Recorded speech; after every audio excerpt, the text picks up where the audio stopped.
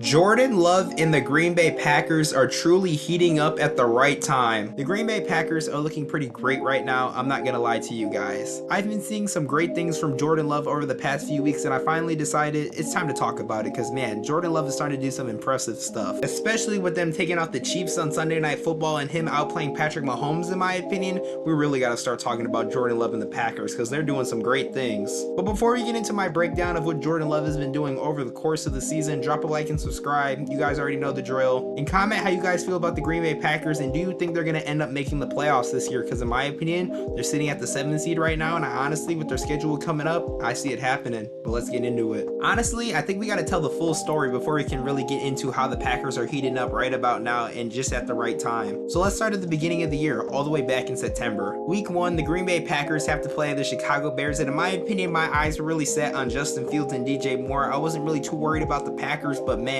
after this game, my eyes really started to focus on Jordan Love a lot more and the Packers. I mean, for your first time actually starting, I guess, at the quarterback position for the Packers, because we all know they had Aaron Rodgers before, but in his first start as like the actual starter, he had 245 yards, 3 touchdowns, and a passer rating of 123.2. Great stats to have as your first, I guess, actual start. So after this game, I really started watching the Jordan Love and the Packers. I really wanted to see what they would do throughout the season, because honestly, like I said, this was very surprising to me. I did not expect this from Mr. Jordan Love. Then the next week versus the Falcons, Jordan Love didn't play horrible, but the Packers would go ahead and lose to the Atlanta Falcons. Jordan Love had 151 yards passing, 3 touchdowns, and a QBR of 113.5. Love didn't play awful this game, but the Packers also did go ahead and choke a lead, so they did go ahead and lose. But Love still threw 3 TDs in this game, and he still looked all around pretty good. And then the game next week versus the Saints was pretty interesting, I'm not gonna lie. At one point, the New Orleans Saints were up 17-0 on the Green Bay Packers, and they honestly looked dead in the water. And then an injury to Derek Carr would happen, and things looked completely different. Jordan Love started heating up, and you know what this man would go ahead and do? Lead the Green Bay Packers to a comeback win. He would lead the Packers down the field so Carlson, their kicker, can kick a 38-yard field goal, and then a few minutes later, he would go ahead and rush a touchdown and throw a 2-point conversion to someone's name I can't really pronounce, I apologize. Then he would go ahead and throw an 8-yard TD pass to Romeo Doubs to go ahead and win the game. And the Packers at this point are now 2-1, and Jordan Love has a big spotlight over him. Everybody's starting to watch and see what this man is cooking, because honestly, he was playing pretty well. Then they played a game on Thursday night versus Detroit, and some things really changed with this Green Bay Packer team. This game on Thursday night was Jordan Love's first really bad game of the season. He really didn't play well whatsoever, and the Packers offense looked all around awful this game, and you could really just tell. Jordan Love would end up having 2 interceptions this game, and the Packers offense really wasn't moving down the field whatsoever, and Detroit pretty much blew them out the whole entire game. They looked like the way more superior team, and the Packers defense also looked really bad. David Montgomery had a field day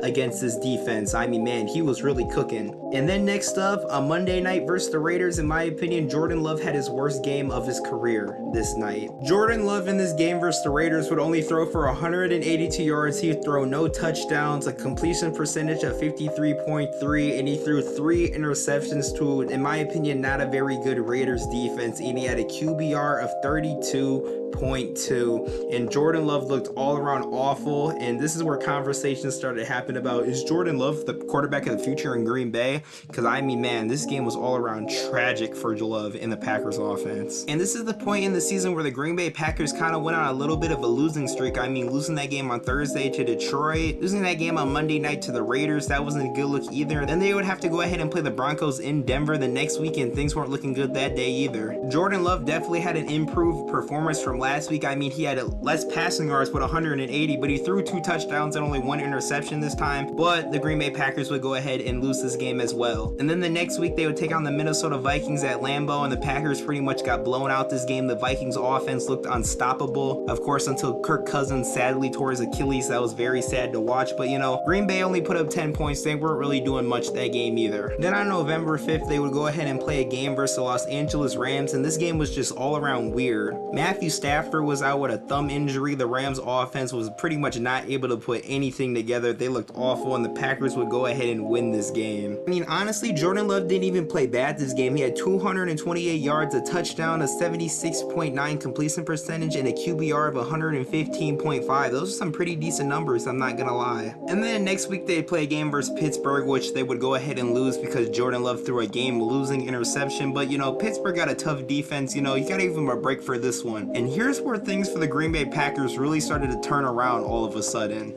First off, everyone pretty much thought the Los Angeles Chargers were going to beat the Packers, but you know what? Jordan Love kind of put on a show. 322 passing yards, 2 passing touchdowns, and 108 passer rating, 0.5. I mean, that's pretty good. And of course, the Chargers just love choking leads and stuff like that. So you already know they found a horrific way to lose the game. Quentin Johnson, I don't understand how you do not make that catch, but you know, Packers get a win here. And then, of course, the big win that pretty much everyone is still talking about on Thanksgiving, Jordan Love balled out versus the Lions, and this Packers defense was amazing versus the Lions as well. They were forcing Jared Goff to fumble like crazy. Goff was getting sacked. Jordan Love had 3 touchdowns, 268 passing yards, a QBR of 125.5. Love and the Packers just looked insane. And honestly, after this Detroit game on Thanksgiving, I was like, wow, the Green Bay Packers might have something going potentially. But I was like, wait, before I want to make anything big or make any big assumptions about them, I got to see how they do next week versus Kansas City. And here we go. This is where they really started cooking even more. First off, I just want to mention that he outplayed Patrick Mahomes in my opinion in this game. Jordan Love, 267 passing yards, 3 passing touchdowns, and a passer rating of 118. Mahomes only had 210 yards, 1 touchdown, 1 interception, and a passer rating of 79.1. That is not good stuff that you want to see, not gonna lie. I mean, the Packers defense was really locking up Patrick Mahomes and the Chiefs offense. And now, yes, I know the Chiefs offense, they have no receivers. Travis Kelce wasn't doing that much, but you know what? When Jordan Love outplays Patrick Mahomes, you really got to start having a conversation about this because, you know, this was all around wild in my opinion. So now this is where we really want to get into discussion.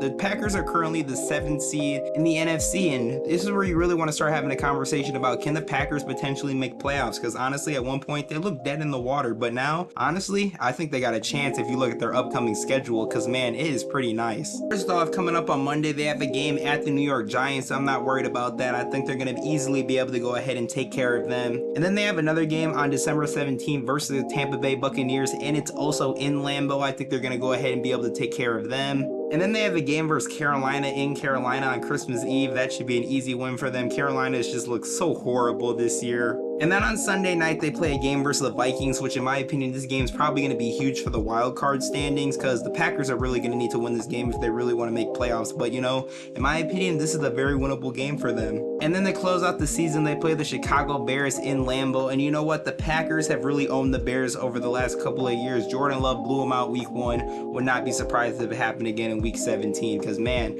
this schedule that they got coming up is light work. So you know what? Here's my take on it. Jordan Love and the Packers are finally starting to heat up. It's such a great thing to see. In my opinion, I truly do think that they're going to go ahead and make playoffs this year. Whoever they played in the first round, though, they're probably going to get blown out by. But you know what? This is the huge step for Jordan Love and the Packers because honestly, he has not looked that bad this season. And Matt LaFleur, all I got to say is you're doing a great job. Hopefully you stay undefeated in the month of December. That would really help you out. But man, this is some great work that you're doing. And let me know what you guys think. Do you guys think the Packers and Jordan Love are going to go ahead and make the playoffs this season? Because me personally, like I said, I think it's going to happen. If you enjoyed the video, please drop a like and subscribe. It is very much appreciated. Comment if you think the Packers are going to make the playoffs like I just said a few seconds ago. And watch this video right here on the Denver Broncos and how they are truly back and how they're playing great football. And then watch this video right here how Kenny Pickett and the Steelers offense looked a little bit better after Matt Canada firing. But, you know, things are starting to go downhill in Pittsburgh. But, you know, still another great video to watch in my opinion, and I will see you guys in the next video.